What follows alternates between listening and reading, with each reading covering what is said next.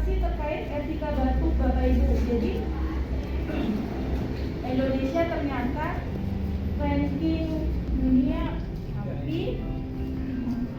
ranking penyakit TBC Bapak Ibu.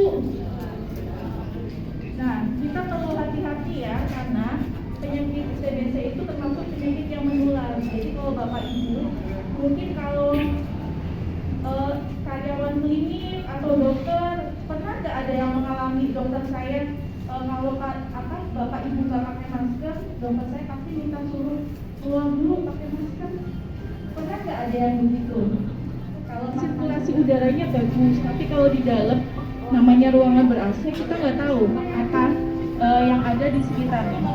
Mungkin selanjutnya Mbak Vela bisa sosialisasi terkait etika batuk, Mbak Vela. Ya, terima kasih Bu Evi. Oke, yang kedua kita etika batuk ya Bapak Ibu ya.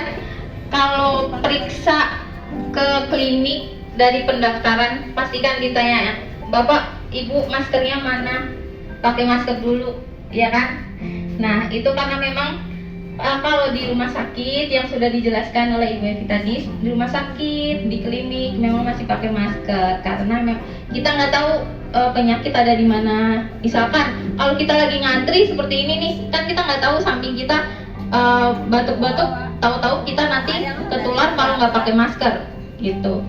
Apalagi kalau misalkan samping kita ada pasien TB, kan kita nggak tahu, atau samping kanan kiri kita pasien TB, nanti kita bisa tertular gitu. Oke, langsung saja. Yang pertama etika batuk itu, yang pertama pakai masker. Oke, makanya kita selalu menekankan, Bu, Pak, pakai masker. Kalau misalkan udah ke belakang, ke perawat, Pak, maskernya mana, Bu, maskernya mana, pakai masker dulu. Kalau udah masuk ke dokter juga bakal ditanya, Pak, Bu, maskernya dipakai dulu ya. Gitu. Itu yang pertama, harus memakai masker. Lalu yang kedua itu etika batuk. Kita kalau batuk, Bapak atau Ibu kalau batuk nggak pakai masker gimana? Ya, ditutup pakai telapak tangan kan. Kalau misalkan ditutup pakai telapak tangan, kita nggak cuci tangan nih, habis batuk kena cipratan air ludah kita, misal batuk, itu kan pada nyiprat nih di telapak tangan. Lalu kita berjabat tangan dengan orang lain, nyebar nggak?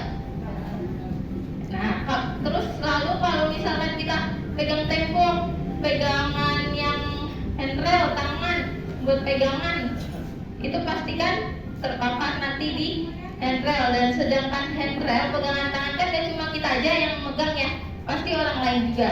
Itu pasti akan menyebar kemana-mana gitu.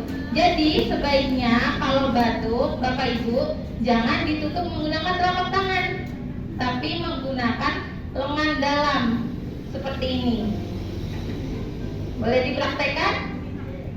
Ya. Lalu kalau misalkan kita sudah ditutup dengan telapak tangan, ada yang ketiga, yaitu menggunakan tisu. Kita batuk, ditutup menggunakan tisu. Setelah itu, tisunya kita buang. Kita buang ke tempat sampah, lalu kita cuci tangan. Cuci tangannya yang menggunakan langkah tadi, biar bersih, bakteri, kuman, virus bersih. Yang pertama apa Ibu-ibu, Bapak-bapak? Menggunakan masker. Yang kedua, ditutup menggunakan lengan dalam, ya. Yang ketiga, menggunakan tisu. Sampai di sini sudah mengerti Bapak Ibu? Jadi nanti kalau semisal sedang batuk, kita sudah tahu caranya.